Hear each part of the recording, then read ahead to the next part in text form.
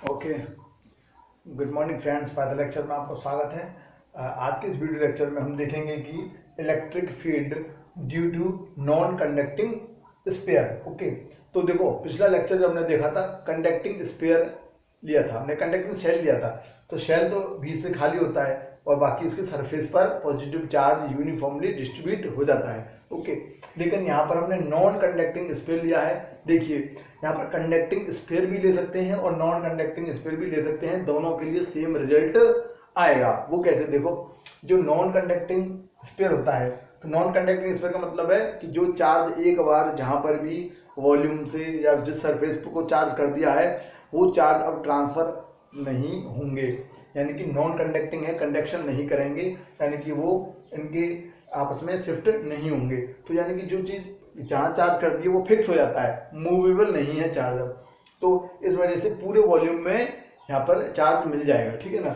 तो अब हम स्टार्ट करते हैं electric field due to non conducting sphere. यहाँ पर एक गाउस लॉ की एप्लीकेशन चल रही है, उसके अकॉर्डिंग हमें ये इलेक्ट्रिक फील्ड निकालना है। तो देखो फर्स्ट केस है, कोई भी पॉइंट P जब आउटसाइड में हो, कहाँ हो? Outside the sphere, outside the sphere. तो देखो सपोज यहाँ पर मैं मान लेता हूँ एक रो जो है वो वॉल्यूम चार्ज डेंसिटी है। रो वॉल्यूम चार्ज डेंसिटी क्या होती है? Volume charge density charge upon volume होता क्या है? Volume charge density, volume charge density होती है यहाँ पर distribution of charge per unit volume. तो Q अपॉन V। अब देखिए Q अपॉन V वॉल्यूम किसी भी गोले के लिए या फिर किसी भी स्फीयर के लिए क्या होता है? 4/3 पाई आर क्यू। ओके, तो सिग्मा इक्वल टू हो गया यहाँ पर 3Q upon 4 pi R Q. यहाँ पर ये आपको ये याद रखना है, नोट करके रखना है। अब देखिए जो मेरा P पॉइंट है, ये मेरा P पॉइंट है, P पॉइंट। अब जो मेरा पहला स्टेप होता है इस पर इलेक्ट्रिक फील्ड निकालने के लिए, तो होता है गाउसियन सरफेस अज्यूम करनी पड़ती है। तो सपोज मैंने एक स्फेरिकल गाउसियन सरफेस अज्यूम कर ली है, स्फेरिकल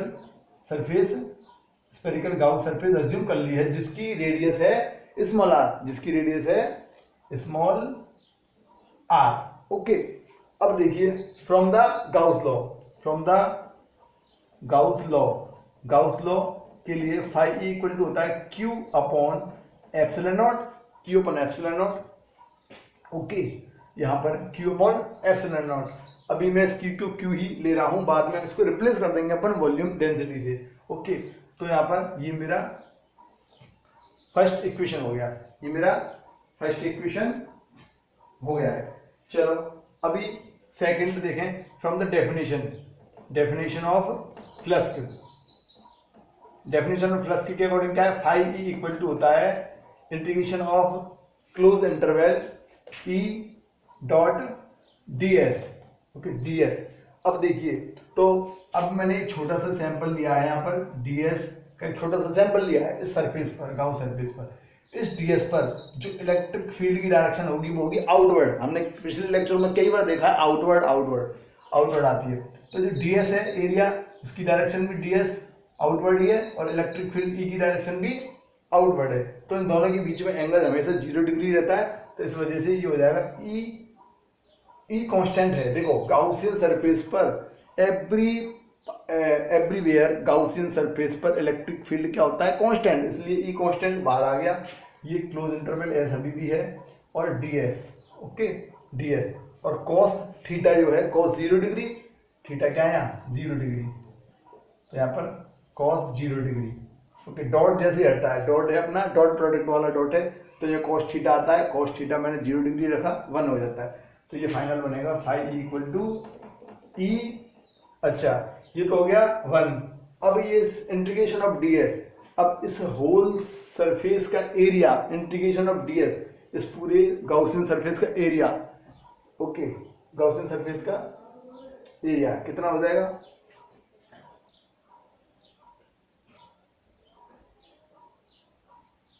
ओके, कितना हो जाएगा?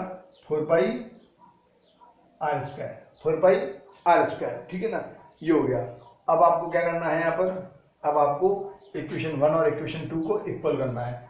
तो इक्वेशन 1 इक्वल इक्वेशन 2, तो यहां से आप देखोगे कि Q upon epsilon not equal to E 4 pi R square. Okay, तो यहां से आपको मिलेगा E इक्वल टू क्या मिलेगा,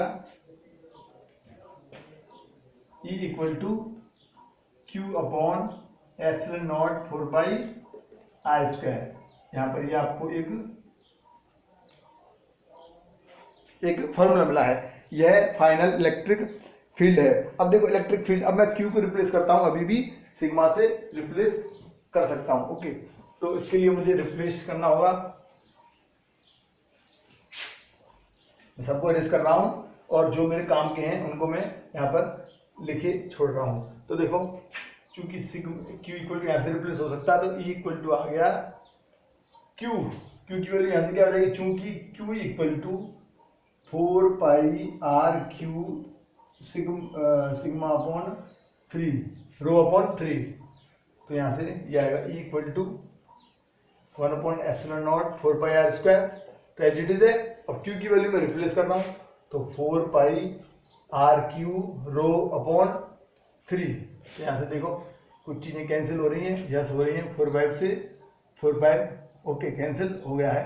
तो यहाँ पर ये आ जाएगा R Q rho upon epsilon not 3 epsilon not R square. ये आपका जो है फाइनल इलेक्ट्रिक फील्ड आ चुका है, ये फाइनल इलेक्ट्रिक फील्ड आ चुका है in the form of volume charge density. तो इस तरह से आपको ये निकालना है जब हमारा point P outside the ring हो। ओके ओके, तो अब नेक्स्ट केस है जब P पॉइंट जो है वो सरफेस पर ही हो। अभी तो आउटसाइड के लिए निकाला, अब जब P सरफेस पर ही हो तो सरफेस पर होगा, तो यानी कि स्मॉल r और कैपिटल R दोनों इक्वल हो जाएंगे। तो इस फॉर्मूले में जो अभी हमने आउटसाइड के लिए निकाला उसी में r equal to small r equal to capital R put कर दोगे। तो यहाँ पर देखो E equal to rho upon 3 epsilon not R Q upon small r की जगह कैपिटल R रिप्लेस कर दो, तो यहाँ से ये कट गया, तो यहाँ पर सिंपल आ जाएगा sigma R upon 3 epsilon naught. ये in the case of surface, in the case of surface के लिए यहाँ पर आपको इलेक्ट्रिक फील्ड मिल चुका है। ओके, अब हम देखेंगे कि ओके, तो थर्ड केस है अपना कि when P inside the sphere. अब स्पेयर के अगर इनसाइड अंदर हो P पॉइंट, ओके, अभी भी ये R डिस्टेंस पर ही है, तो देखिए पहली चीज कि इसके अंदर एक हमने गाउसियन सरफेस एज्यूम करनी पड़ेगी। तो ये मैंने जो डॉटेड बनाई है वो गाउसियन सरफेस है। ओके, तो गाउसियन सरफेस जिस पर कि एक पॉइंट P भी आता है सरफेस के सरफेस पर। ओके, सरफेस के सरफेस पर P भी आ रहा है। तो अब देखिए जरा, अब हम क्या करने वाले हैं कि अब एक चीज है कि अब जो मेरा गाउस लॉ है, गाउस लॉ क्या कहता है कि phi E equal to Q upon epsilon not, लेकिन ये मेरा जो Q है इसको Q डैश कह देता हूं मैं, क्योंकि गाउसियन सरफेस कहता है कि जो उसने गाउसियन सरफेस अज्यूम की है उसके अंदर जो चार्ज है अपॉन एप्सिलॉन नॉट का रेशियो फाई E होगा। ओके, तो जो मेरा Q डैश है ये गाउसियन सरफेस के अंदर का चार्ज है, तो ये मैंने Q डैश गाउसियन सरफेस के अंदर का चार्ज Q डैश और Q डैश है, ठीक है ना। अब लेकिन ये पूरा स्पेयर चार्ज हो रखा है Q से, कितने से, Q से। पूरा स्पेयर जिसकी रेडियस कैपिटल R है वो तो चार्ज हो रखा है स्मॉल q से, लेकिन जो हमने गाउसियन सरफेस बनाई है उसके अंदर जो चार्ज है वो अलग होगा, और अलग कितना होगा वो मैंने q डैश मान लिया है। ओके, जिसकी एक रेडियस भी है r, जिस पर जो स्पेयर बन रही है उसकी रेडियस है, जो सरफेस बन रही है उसकी रेडियस r है, तो वो अलग होगा। अब कैसे निकालोगे, देखो चूंकि जब 4/3 pi R Q 4/3 pi R Q volume पर कितना चार्ज डिस्ट्रीब्यूट हो रखा है Q। 4/3 पाई आर क्यू का मतलब है ये पूरा मेन गोला है उस पर Q चार्ज डिस्ट्रीब्यूट हो रखा है। तो पर यूनिट वॉल्यूम निकाल लेते हैं, पर यूनिट वॉल्यूम यानी कि एक वॉल्यूम पर कितना चार्ज होगा, तो Q upon 4/3 pi R Q. 1 पर इतना हो गया, ठीक है ना। अब जब फिर 4/3 पाई स्मॉल आर क्यूब, तो हमारा जो हमारी जो गाउसियन सरफेस है उसकी रेडियस है स्मॉल आर, तो उसका वॉल्यूम हो गया 4/3 पाई आर क्यूब। ओके, पर कितना चार्ज आएगा, तो देखो क्या होगा भाई साहब, ऐसे करने पर ये आएगा क्यू अपॉन, इधर कर देते हैं, देखो Q upon 4/3 pi R cube, ये तो हो गया per unit volume charge, into हमें कितने पर चाहिए वॉल्यूम पर 4/3 पाई स्मॉल आर क्यूब, पर हमको काउंट करना है। ओके, हमको काउंट करना है। तो देखो ये 4/3 पाई कैंसिल, तो यहाँ पर बचेगा जो ये एक्चुअल में क्या क्यू डैश आ रहा है, क्यू डैश इक्वल टू आएगा Q small R Q upon capital R Q, ये हो जाएगा आपका क्यू डैश। तो ये आपको ध्यान रखना है, जो क्यू डैश आया है, जो गाउसियन सरफेस के अंदर चार्ज है, वो है Q R small R Q upon capital R Q. Okay, तो ये आप अब रिप्लेस करोगे गाउसियन फॉर्मूले में, तो ये आपको याद रखना है। फिलहाल मैं इसको रिप्लेस नहीं कर रहा हूं, मैं इसको आगे कंटिन्यू करता हूं। ओके, फ्रॉम डेफिनेशन, ये क्वेश्चन 1 आ गई। अब है from definition phi E equal to, अब देखिए वापस वही है चीज, तो integration of E dot D S, okay, and cos theta, यहाँ पर ई एस, ई कॉन्स्टेंट है गाउसियन सरफेस पर, ई कॉन्स्टेंट होता बाहर आ गया, ये क्लोज सरफेस है, D S cos 0 degree. Okay, E बाहर की तरफ, अब देखो कॉस 0 की वैल्यू तो 1 है। ओके, 1 है, 1। अब इंटीग्रेशन ऑफ डी एस कितना है, R small radius small R का ही एक हमने गाउसियन सरफेस है, उसका एरिया अभी भी 4 पाई आर स्क्वायर। तो ये इक्वेशन नंबर 2, ये इक्वेशन नंबर 2।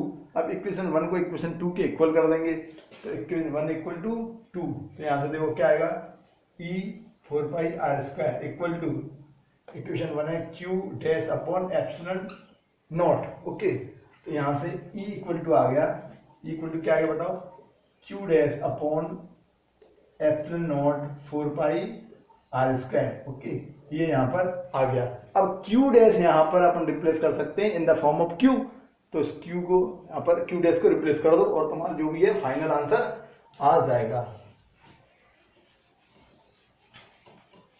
तो देखो, तो E equal to Q dash को करो यहाँ से रिप्लेस, क्यू डैश को रिप्लेस करो, तो यहाँ आ जाएगा Q R Q upon R Q.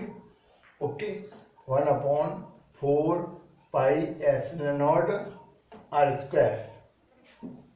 तो यहाँ पर कुछ कैंसिल हो रहा है, यस सर हो तो रहा है कि इस आर स्क्वायर से R square cancel, R square कटेगा, एक आर बचा है, तो ये आएगा Q upon 4 pi epsilon not R upon R Q.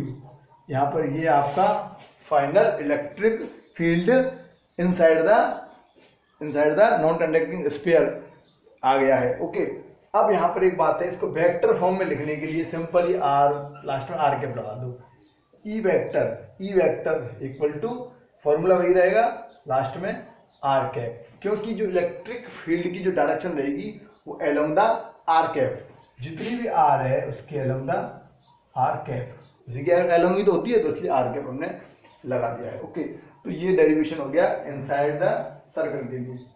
अब मैं फाइनली इसमें एक ग्राफ बनाने वाला हूँ, ठीक है। आपको जितने भी इलेक्ट्रिक फील्ड आए हैं बाहर के लिए, सरफेस के लिए और इनसाइड के लिए, तीनों को आप रिलेट करोगे और उससे ग्राफ ड्रॉ करोगे।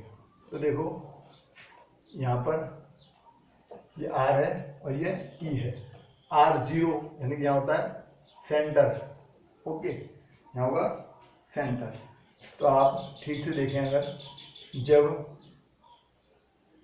इनसाइड आया था, इनसाइड आया है, तो इनसाइड में ई प्रोपोर्शनल किसके है, आर के, इनसाइड के लिए देखो जरा, इनसाइड के लिए। ओके, और सरफेस के लिए क्या है, ई कांस्टेंट है, क्योंकि सरफेस पर तो कैपिटल आर पर डिपेंड करता है, और कैपिटल आर हमारा कांस्टेंट, तो ई भी कांस्टेंट।